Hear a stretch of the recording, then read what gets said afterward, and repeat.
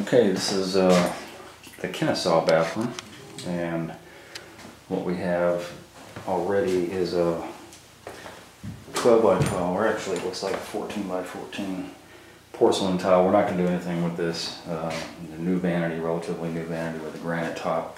Nice faucets on there. Not doing anything with those either.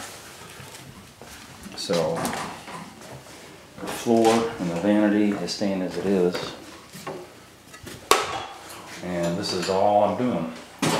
I say all I'm doing, this is probably a good part of 5 or 6 days. So this is a tub conversion. I'm going to take this out. This is actually a fiberglass tub, which is a garden tub.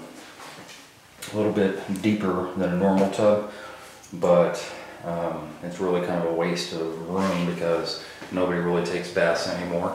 It's a shower combo, so you have to actually get inside of this tub to take a shower, which is pretty typical of most bathtubs, but as I said, this is a very large tub that really serves no purpose. So customer wants a shower out of this. And this is builder's grade white ceramic tile, which I normally run into. I'll be taking that out.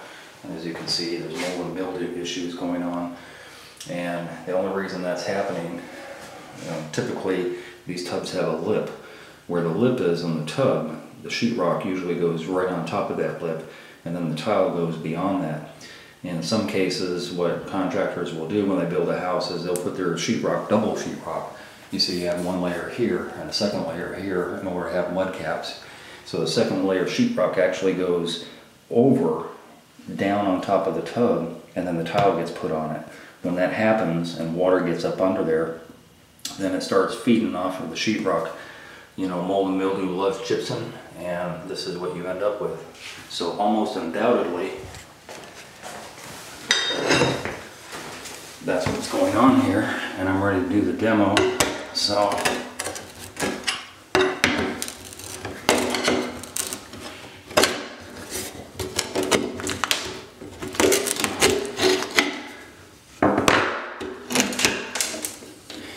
see, there you go. So you see a lot of water sitting up under this lip here, and although they didn't quite bring the sheetrock all the way down to the bottom of the tub surface, it's close enough to where the water is pooling inside here and it's getting up inside of the sheetrock. And when it does that, it feeds off of the sheetrock, mold and mildew and everything. So this is a mess. This is a lot of stagnant standing water, which is why this could get bleached all day long, and once it dries out and the bleach dissipates, a couple weeks later you'll still have this water under here, you'll still have mold and mildew. So a good decision. If the walls weren't done just by themselves and done correctly, then you'd still have this problem forever and ever, and these tiles would eventually start falling off. This sheetrock is pretty saturated, so it would start crumbling and falling apart. So it's a good thing I'm here, and good thing we're making a shower out of it. I prefer showers a lot better. This would be a walk-in shower. Curb will be right across here. I usually try and get more room out of a shower depth-wise, but I'm kind of regulated to this door jamb here. So about here is where the curb will go. It will be a 12 by 24 tile porcelain, I believe, that will go to the ceiling. And then on the floor, I believe it's going to be a 2 by 2 on a mat that will go on the floor. And I'll move that drain to center, and I believe there's going to be a niche on this back wall. I'm going to keep the old shower fixture because it's relatively new, still nice looking, and that's it. So I'm going to get started on the demo. Okay, this shower is done. If you remember, it's been a week. Actually, it took a little longer than anticipated because I wasn't really sure the tile I was working with. In this case, it looks like a marble, but it's actually a porcelain that looks like marble because it's got all the veins in it. It's a 24 by 12, and I did not know that I was using that tile from day one. So it's a very heavy tile.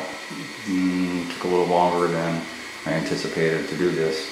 This is 2 by 2 on the floor, and it's kind of sort of a match. The curb got done with the same 24 by 12, although I had these cut evenly spaced, and I think they're I believe they're 5.5, it's a 5.5-inch curb, so these pieces here got bullnosed and painted on the outside. And then the bullnose that came from the tile place where she got the tile goes up the wall to the ceiling on both sides. Well, on this side we had a door there, so we saved some bullnose, which I usually like to do anyway. She picked a border that I did 2 rows of all the way across, as you can see. I wasn't able to incorporate that type of tile into the niche, which I usually try and do. So these got set on a 12. I know this is a 30-inch niche, so I wasn't able to do a 24, but it's basically a 12 high. And then I just did vertical on the tile, so there's 3 pieces in there, plus the bullnose to wrap around and frame it out the way I normally do. This was a tub fixture at first. I didn't change out the new fixture, but I did get rid of the tub spout, obviously, and I bumped up the whole fixture to a normal level. And kept, you know, that fixture in the shower head. So basically this is done. The caulking got done in the corners. This is non-sanded grout. Wasn't able to use sanded grout on this tile because it's a very, very shiny type of surface, so you don't want to scratch it. So non-sanded grout got used, which is why I did the caulking in the corner. I don't normally do the caulking in the corners unless there's a crack or something. I did use an additive with this grout just to be sure that there'll be no cracking or anything. So this is done. This is all I did, is build this shower from a tub, and it looks okay. But I'm out of here and on to the next job.